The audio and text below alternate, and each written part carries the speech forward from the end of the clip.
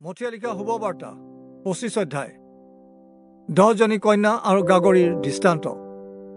তেতিয়া চাকি লৈ দৰাক আগবঢ়াবলৈ ওলাই যোৱা 10 জনী কন্যাৰ লগত স্বৰ্গৰাজ্যৰ তুলনা দিয়া হ'ব। তেওঁলোকৰ মাজত 5 জনী নিৰ্বুদ্ধি আৰু 5 জনী সুবুদ্ধি আছিল। কিয়নো নিৰ্বুদ্ধি কেইজনীয়ে নিজৰ নিজৰ চাকি লওঁতে লগত তেল নললে, কিন্তু সুবুদ্ধি কেইজনীয়ে তেওঁলোকৰ চাকিৰ লগত নিজৰ নিজৰ পাত্ৰত তেল ললে। পাছত দৰা আহোঁতে পলম হোৱাত সকলোৱে কলমঠিয়াই টোপনি গ'ল। কিন্তু মাছ নিজা যেতিয়া চোৱা হৌৱা দৰা তেওঁক আগুৱাই আনিবলৈ ওলোৱা হওক এইবুলি চিঞৰিলে। তেতিয়া সেই আটাইকেইজনী কইনাই উঠি তেওঁলোকৰ জ্বলোৱা চাকি সাজু কৰি ললে। এনেতে নিৰ্বুদ্ধি কেইজনীয়ে সুবুদ্ধি কেইজনীক কলে, তোমালোকৰ পৰা অলপমান তেল আমাক দিয়া, কিয়নো আমাৰ চাকি নুমাও নুমাও হৈছে। কিন্তু সুবুদ্ধি কেইজনীয়ে উত্তৰ দি কলে, কিজানি তোমালোকক দিলে আমালৈ নুজুৰিব, তাতকৈ তেল বেচোতাৰ ওচৰলৈ গৈ তোমালোকৰ কাৰণে কিনি আনাগৈ। কিন্তু তেওঁলোকে কিনিবলৈ যাওঁতে দৰা আহিল আৰু সাজু হৈ থকা কেইগৰাকীয়ে তেওঁৰ লগত বিয়াৰ ভোজলৈ গ'ল আৰু দুৱাৰ বন্ধ কৰা হ'ল। পাছত আন কেইজনী কইনা আহি কলে, হে প্ৰভু, আমালৈ দুৱাৰ মেলি দিয়ক। কিন্তু তেওঁ উত্তৰ দি কলে, মই সঁচাকৈ কওঁ, তোমালোকক মই চিনি নাপাওঁ। এতেকে পৰি থাকা, কিয়নো সেই দিন বা সময় তোমালোকে নাজানা।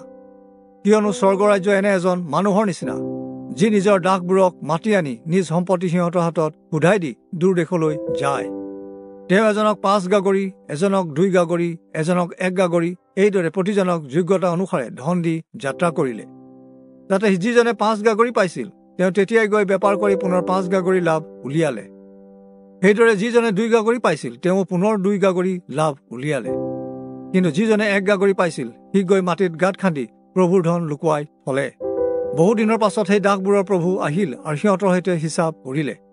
তেতিয়া যিজনে 5 গাগৰি পাইছিল সি আকৌ 5 গাগৰি আনি কলে, হে প্ৰভু, আপুনি মোক 5 গাগৰি গতাই দিছিল, চাওক মই পুনৰ 5 গাগৰি লাভ কৰিলো।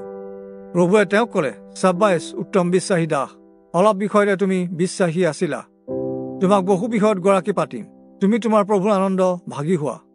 পাছত যিজনে 2 গাগৰি পাইছিল তেওঁ আহি কলে, হে প্ৰভু, আপুনি মোক 2 গাগৰি গতাই দিছিল, চাওক মই আৰু 2 গাগৰি লাভ কৰিলো। তেতিয়া প্ৰভুৱে তেওঁক কলে, চাব্বাইছ উত্তম বিশ্বাসী দাস, তুমি অলপ বিষয়তে বিশ্বাসী আছিলা, তোমাক অনেক বিষয়ে গৰাকী পাতিম, তুমি তোমাৰ প্ৰভুৰ আনন্দৰ ভাগি হোৱা। পাছত যিজনে 1 গাগৰি পাইছিল তেওঁ আহি কলে, হে প্ৰভু, আপুনি কঠিন মানুহ, ইয়াক মই জানিছিলো। আপুনি যি ঠাইত বোৱা নাই তাতে দায়, আৰু যি ঠাইত সিঁচা নাই তাতে চপায়।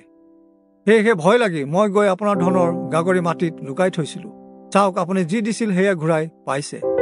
কিন্তু তেওঁৰ প্ৰভুৱে উত্তৰ দি তেওঁক কলে, হে দুষ্ট আৰু এলেহুৱা দাস, মই যি ঠাইত নবওঁ তাতে দাওঁ, আৰু যি ঠাইত নিহিছো তাতে চপাওঁ, ইয়াকে যদি তুমি জানিছিলা, তেনেহলে ধন ভঁৰালীৰ ওচৰত মোৰ ধন থব লাগিছিল, তেতিয়া মই আহি সুতে সৈতে মোৰ ধন পালোহেঁতেন।